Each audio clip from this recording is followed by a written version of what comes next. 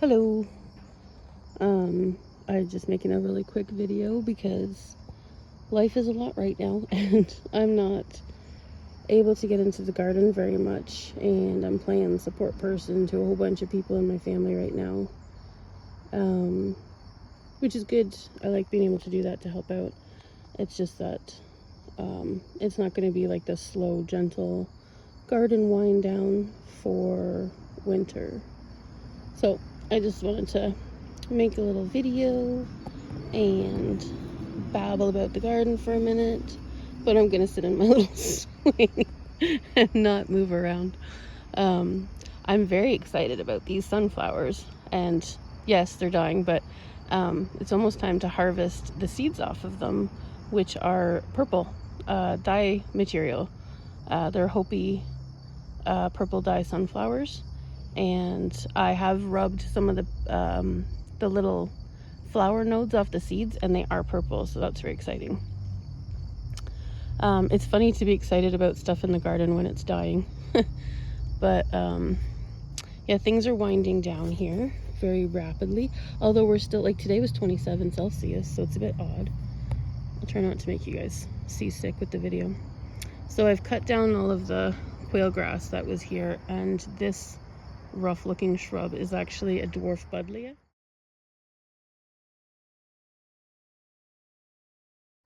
And I wanted it to be in the ground before the frost hits, so it can kind of settle itself in and stuff.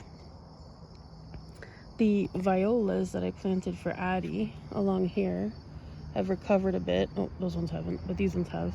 So they should be self-seeding, and hopefully... I've actually read that they're perennial depending on how cold the winter gets, but whether or not they're perennial or just self-seed is fine with me.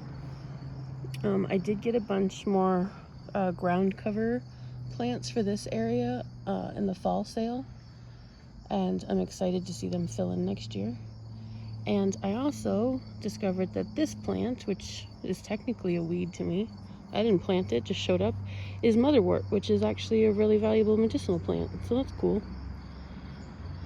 I do have to get the shed reshingled where the tree punctured the roof, so I can start packing stuff away, and I'll start to get all my mushrooms and decorations and lamps in for the winter. Cutting down the sunflowers and the quail grass exposed my plum, which has done exceptionally well this summer. That was just a little old nub when I put it in the spring, so that's cool. And actually this mulberry shot right up too. This one I know is going to be a beast to keep pruned enough for me, but worth it.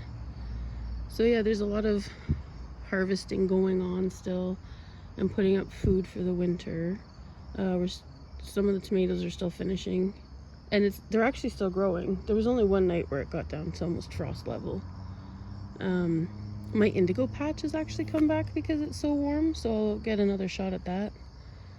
And I'm pulling in peppers, zucchinis, tomatoes, herbs, still drying flowers, like all those stasis over there. That's still opening up all the time, and there's new colors coming in. What else? The corn is pretty much done. A raccoon ravaged them. I don't think I'm going to get any decorative corn this fall, but that's okay because I still have all of last year's if I still want to decorate later. And what else was I going to show you that was cool for dyeing? I can't remember. I'm a tired woman right now. Oh, the the marigolds finally are flowering too, and I can use those for dyeing as well. I gotta cut the grass at some point. I might not, because who cares? It's gonna die off in the winter. Oh, I know what I was gonna show you. I'm actually gonna get up to show you because it's pretty cool. Hey, did that rather gracefully. The cosmos are like 7 feet tall. They are very much in the way of the laundry line, but we're dealing with it. And this one fell over, but look at how beautiful these are. So I'm hoping to do some seed saving from them, because I would love to put them along the fence next year. Oh, what is that? That's beautiful too. I just saw that for the first time. My plans for getting the Greenwood arch up have failed miserably, but there's still time. I think I got another month. I was very much not able to get out here because the wasps were so bad, and I'm pretty sure they have a nest under my compost. Calendula's still going crazy. Oh, there's a cucumber up there. So yeah, you can see a lot of stuff is fading. Either there was a frost or like a light frost or close enough to it that a lot of stuff died back. Starting to cut down the sunflowers. Still have asshats who love to rev their engine. Some things never change. I have a bunch of bulbs coming, which I'm excited about. If anybody knows what this plant is, it's very velvety, and it's also really hard to get out of the ground. And if it's something I'd like to know about it. Oh, hello, little squirrel.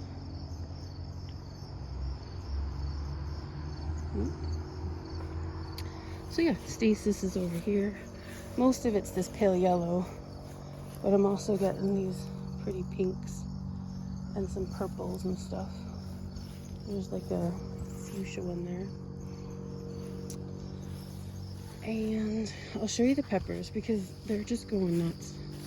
I actually shut down the pond already. I just got back from my brother's cottage with some buckets of lake mud, and it's settling in to the bottom so that the frogs can overwinter. And I pulled the pump out for the winter and emptied the upper pond because I don't want the frogs to try to overwinter in there and die because it might freeze solid. So that's done. And the Nemophilia finally flowered. So there's two types, periwinkles and this two-tone one. And when you're not standing this close, it actually looks black, but they're really pretty. And oh look, we're still got eggplants. I just harvested a bunch, but there's more coming. Look at that. Oh, it's so pretty. And there's all these new flowers. Probably because it was 27 Celsius today. We've gotten a lot of these little chilies. These are from my friend Jonathan. And you can see that there's still a whack of tomatoes on there. And there's so many peppers. It's kind of crazy. Can you see? There's a big one there. And then there's a whole bunch here.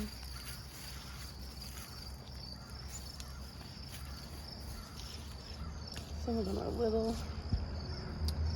And we do have a raccoon rampaging through here who's now smart enough to step over the plate that will trap him. So that sucks. I don't kill them, I just bring them somewhere else.